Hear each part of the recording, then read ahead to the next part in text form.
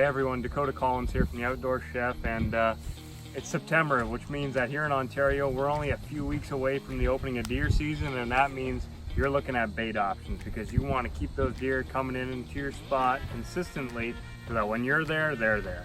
And we're just going to go over a couple different bait options that you can touch on. Now, what you want to make sure first is that you're allowed to bait.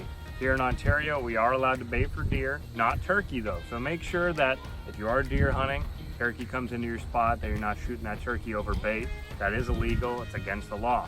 Make sure you're checking to see if you're allowed to bait in your area. Now behind me you'll see I have a pear tree, and I made a little bit of a mistake because my friend, he was cutting down about 3 or 4 apple trees, and I took all the apples from those trees and I dumped them on my spot.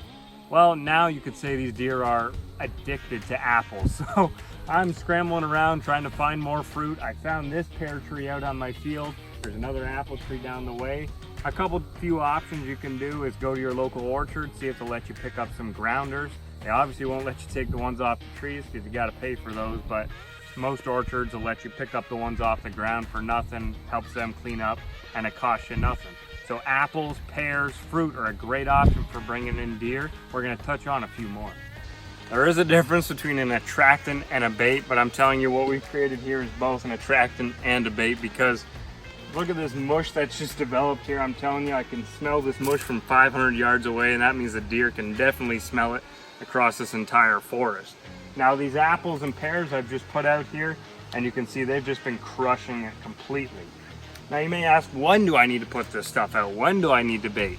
Well, that's really dependent on, for one, money. You know, if you're baiting all year long, that's going to cost you a lot of money, but you don't have to. I mean, a great alternative to baiting year-round is a mineral site. And I mean, a mineral site is great for the health of the deer. Over the course of 3 or 4 years, you're going to develop larger antler growth by using, I like to call this Jeremy Stark's recipe. All of this is 2 to 1. You just got regular stock salt.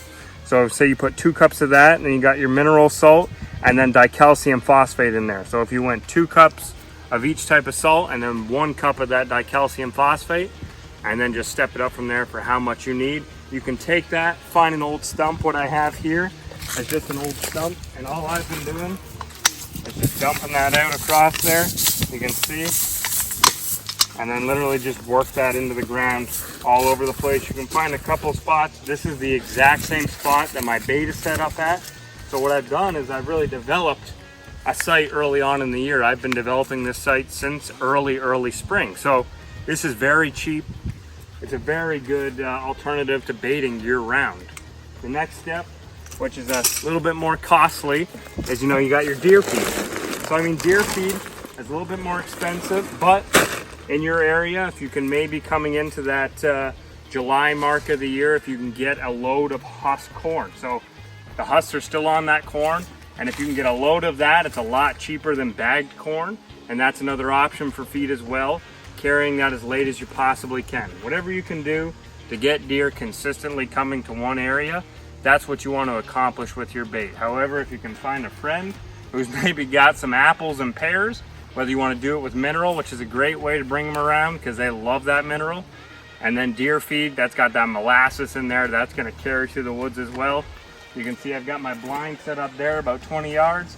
The wind is bad, I got a deer stand set up there. So I mean, this is the perfect spot. And lastly, where to bait?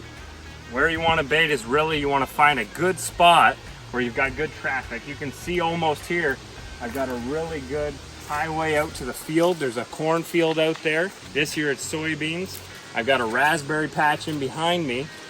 So I mean, this was a really good spot I found. I put some trail cameras up. This spot I've actually been running for 2 years.